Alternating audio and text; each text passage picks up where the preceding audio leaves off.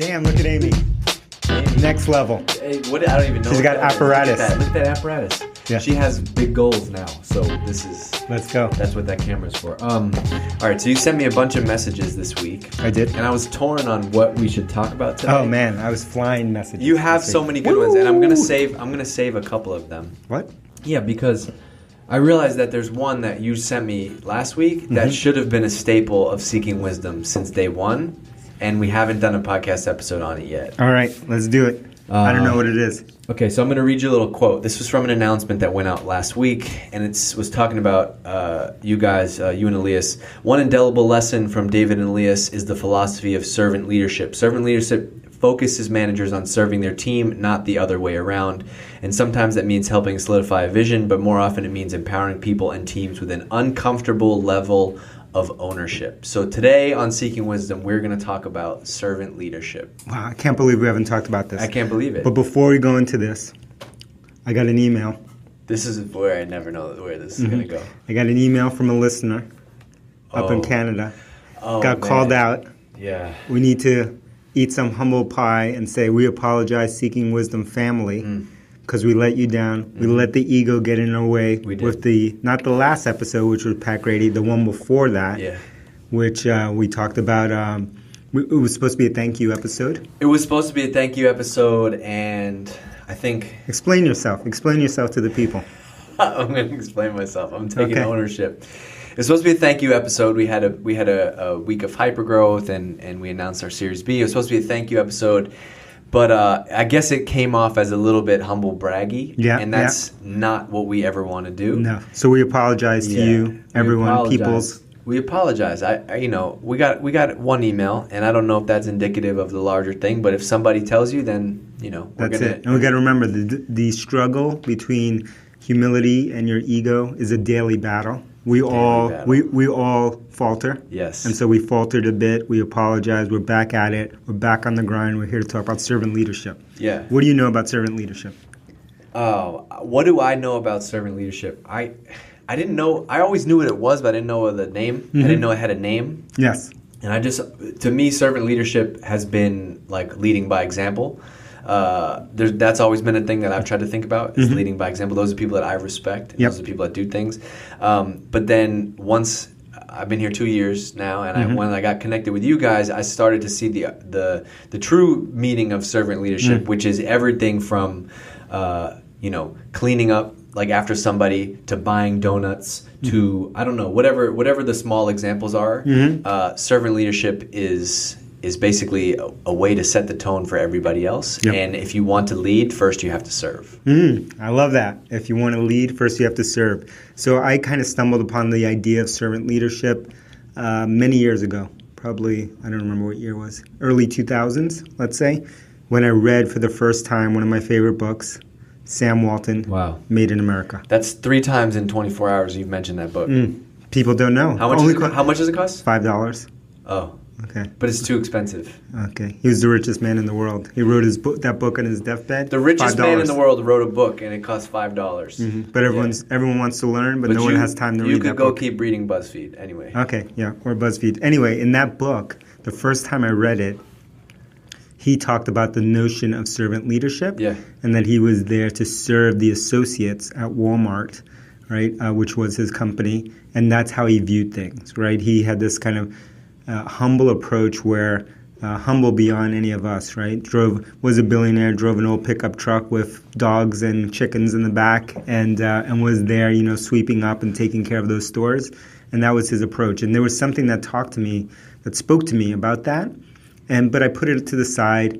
I did what all of us do, followed conventional wisdom, went the opposite of servant leadership, and did that for a number of years. And then it was years later that I came back to revisit that topic. I love you just said conventional wisdom, and I was listening to the podcast we did with Pat Grady, because I do listen to every Seeking Wisdom episode. He had a great quote in there. Reps and sets. 3 minutes in, he said, if you follow conventional wisdom, you'll end up with a conventional company. And I was like, wow. And that's true in all areas of life. If you follow conventional wisdom in finances, you'll be broke. If you follow conventional wisdom in health, you'll be sick. And if you follow it in building companies, you'll build a mediocre company.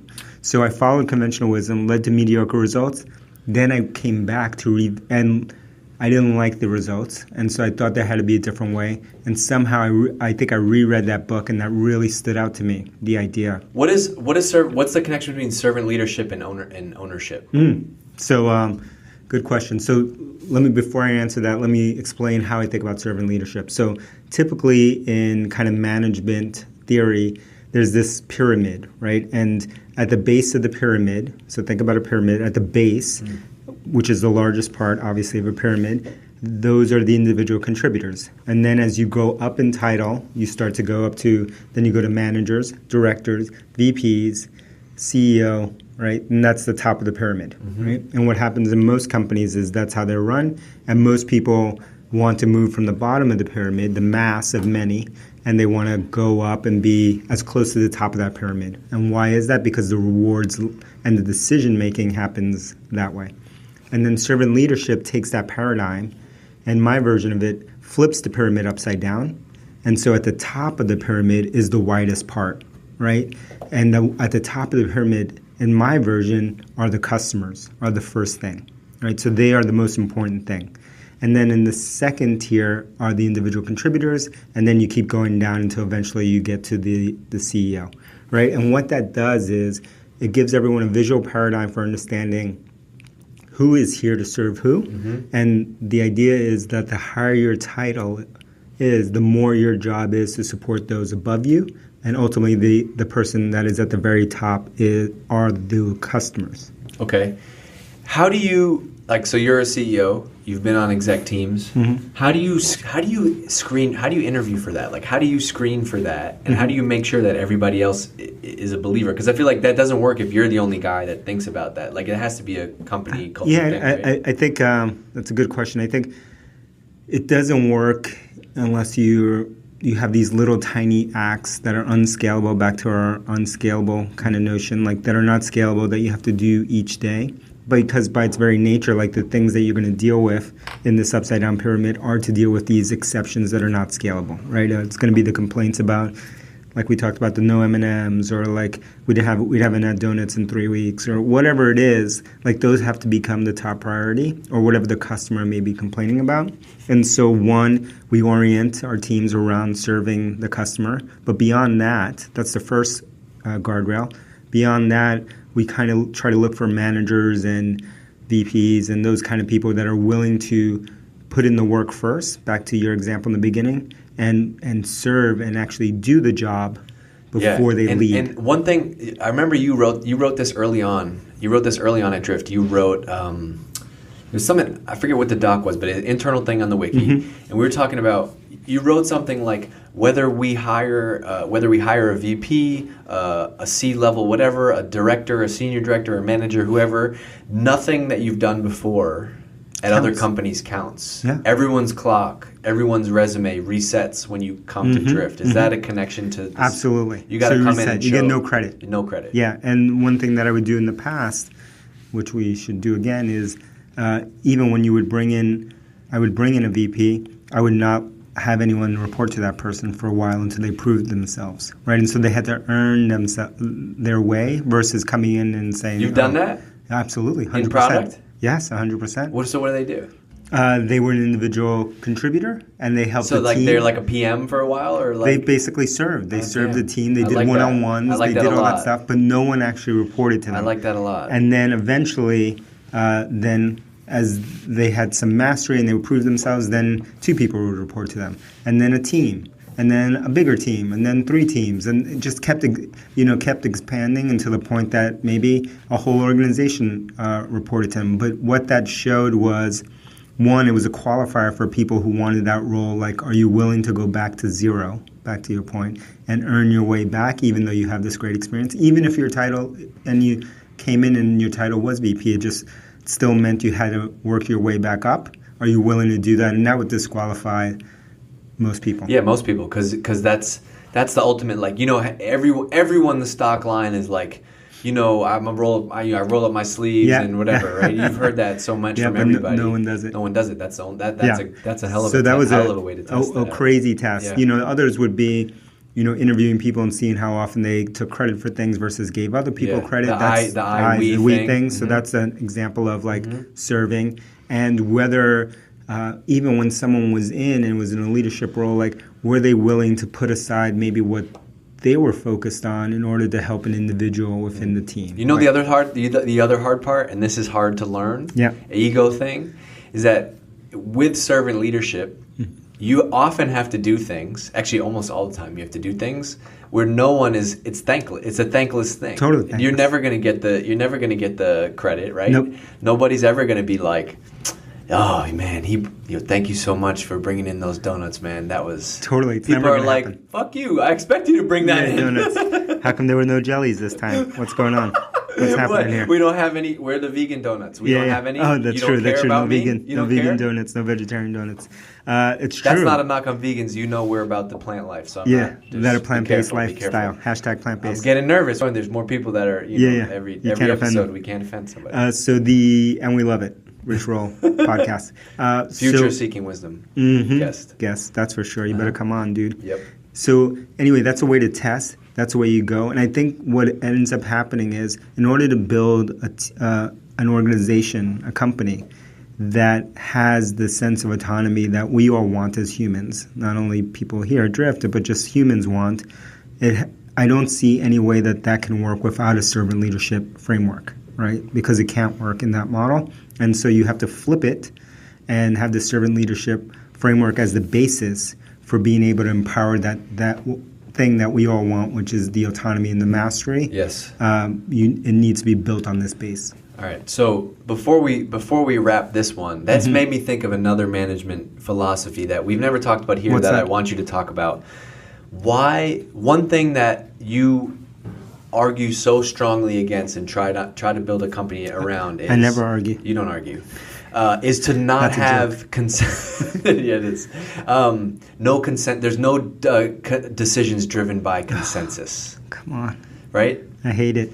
But that's the norm for so many. That's the default. Is let's. But that goes back to conventional wisdom, right? Leads to conventional results. Sure consensus means the same thing. Yeah. It means that we're averaging down to the thing that is the least offensive to people. So if you get 5 people in a room and you say, "Hey, what do you guys all think about What do you think about my new marketing campaign? Would you guys like this?" That sucks because 1, none of those people are the customer. 2, they probably don't want to offend you. 3, there'll be different opinions in there. No one's right, ultimately, and so you'll average down to something that everyone agrees upon.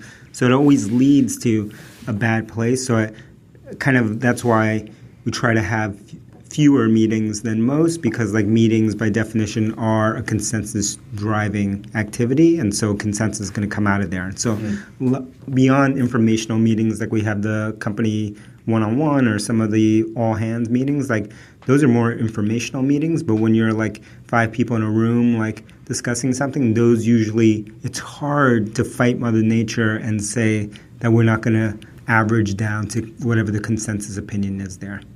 And I think I've seen you do this a lot, where you'll say if somebody comes to you with a sales related thing, you're like, I don't know, ask Armin. Totally. I don't know, ask Craig. Yeah. Craig's Armin's VP of Sales. Craig, you just say, I don't know. That's not my area anymore. Ask them. Yep. And you have to delegate that. Mm-hmm. Yeah. You have to get rid of that. Yeah. So don't forget, something has been happening where I'm not seeing enough 6-star reviews. You just read my mind. We got to do a contest, I think. We need a contest? It's the month. I think so. Why not? I'll let you go ahead. You take it. There's not enough 6-star reviews coming in. There's not. My ego is fragile. Yes. We all have egos. Where did they go? I don't know. We need some more. Once a week, you would forward me this lovely email from Podrover that would be like, you have 39 new reviews. Know, but we need some more reviews. I would just sit on my couch shh. So we need to know, do you like this podcast? Do you still like this podcast? Do you still want this podcast? Is this old news? What's going on? Do we need to adapt?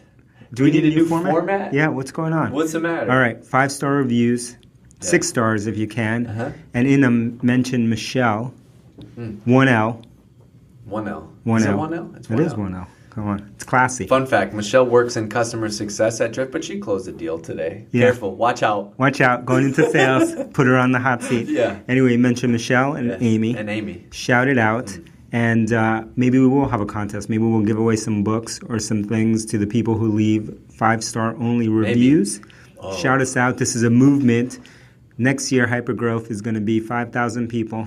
Wait, no, hold on. I got excited. This can't be the first time we have this conversation. It can't. I wish you could see DJ's face right now. No, actually, red. We were getting a coffee. Look at it. He's stuttering. No. We talked about 5. We talked about 5. I just wasn't ready for the public to unveil. All right. I like what you did though. You flipped the contest. You flipped the contest on him. You said maybe if you leave a review, you'll get something. Yeah, you'll get something. Maybe. Okay, so 5, not guaranteed. Life is not guaranteed. 5,000 people next year. You want to tell them the other half?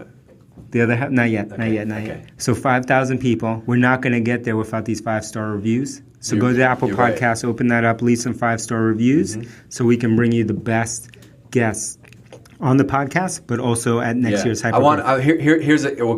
We're not going to share too much more about Hypergrowth, but I will tell you this. Mm-hmm. We are going to be using Seeking Wisdom strategically over the next year. Yep. We're featuring people who are role models, mentors, peer groups, legends to us. We're going to bring them on Seeking Wisdom. We didn't have a lot of guests, and then we realized, you know what? Let's have guests, but let's only have people that really we can learn from, and that's who we're going to have. So what we realized though is that Seeking Wisdom is like the perfect place to build up all these people, and then we ask them to come speak at Hypergrowth. This is your personal mentor network, role model network here. So leave a review. Shout out Amy Michelle 1L. Yes. Tell Michelle that she needs to go into sales. We'll show this to her, and keep listening. If you like this podcast, share it with someone else. Share it with a friend. All right, we're out. See ya.